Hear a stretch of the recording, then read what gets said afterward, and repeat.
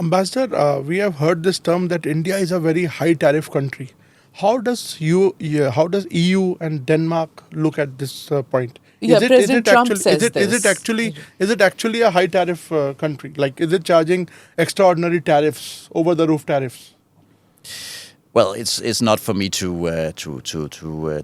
say what is a high tariff. I mean, countries, have tariffs because sometimes they also want to protect their own industries, and I actually understand that argument. You if you do the opposite, you can also risk being naive, and you will be completely swamped by cheap goods from other countries, and therefore I think it's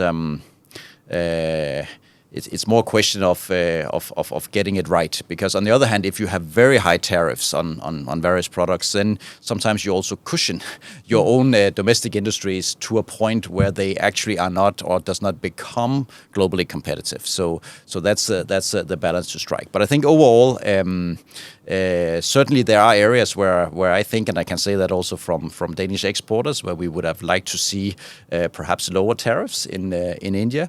But at the same time, India is a very big economy and therefore also an attractive place to invest. And if you have high tariffs, of course, the alternative is you come here and you manufacture in India, right?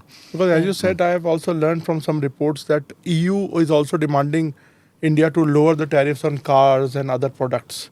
So do you share the same view what US shares? No, again, I don't think it's.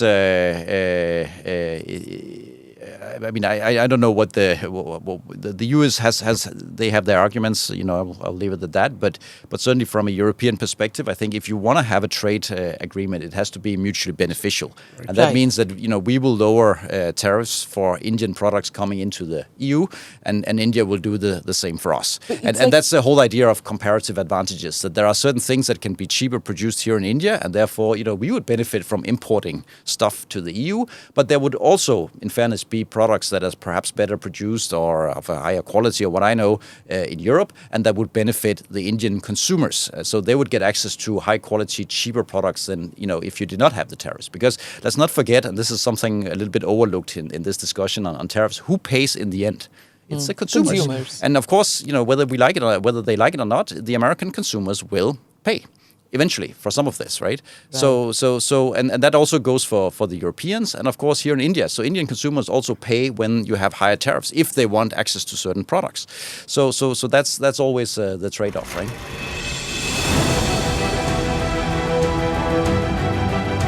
Namaste, Jai Hind. You're watching ANI podcast with Smita Prakash. अगर हम उसको मस्जिद कहेंगे तो फिर विवाद होगा. The issue is टूटा है क्या भारत? 400 पार का मतलब ये है कि संविधान खतरे में है. क्या हम लोग ये निर्देश देते हैं कि फला को गिरफ्तार करके जेल डाल दें? वही तो कह रहे हैं सब. ये बेबुनियाद निराधार आरोप. सच्चा सुनना चाहो देखो स्मिता प्रकाश ANI. It does not lie.